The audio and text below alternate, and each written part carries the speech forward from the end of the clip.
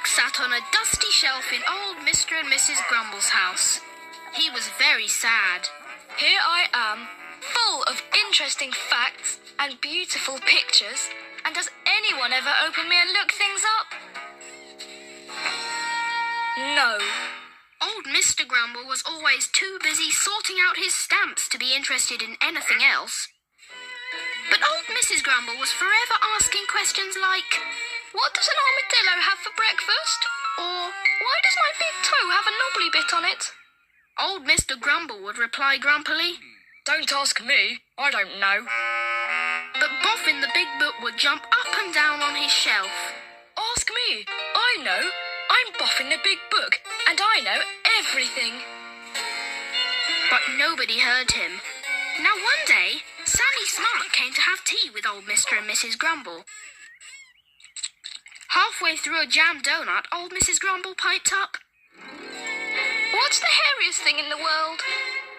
What? Don't ask me, I don't know, said old Mr. Grumble. Do you know, Sammy? No, but I know a man who does.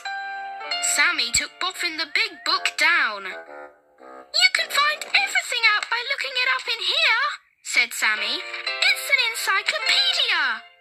Did you hear that?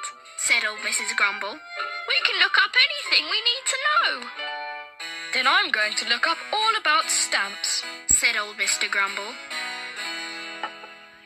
And from that day on, old Mr. and Mrs. Grumble never stopped looking things up. And Boffin the Big Book had a big smile all over his cover.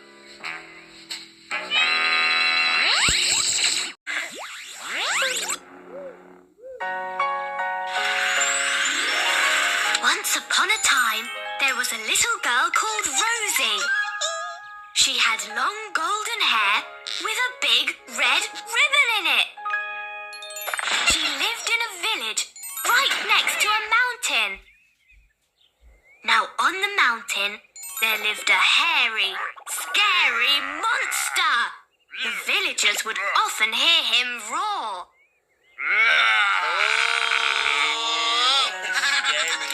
One morning, Rosie found that her big red ribbon had gone.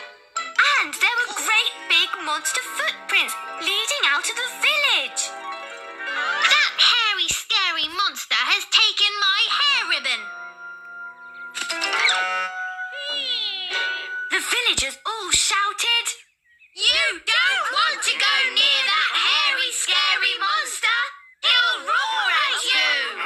But Rosie bravely set off. At last, she came to a cave. And there was the hairy, scary monster. You're wearing my big red ribbon. Oh, I'm sorry. I really needed it. You see, I am so hairy that I couldn't see where I was going. That made me cross, and when I'm cross, I roar. Then people think I'm scary.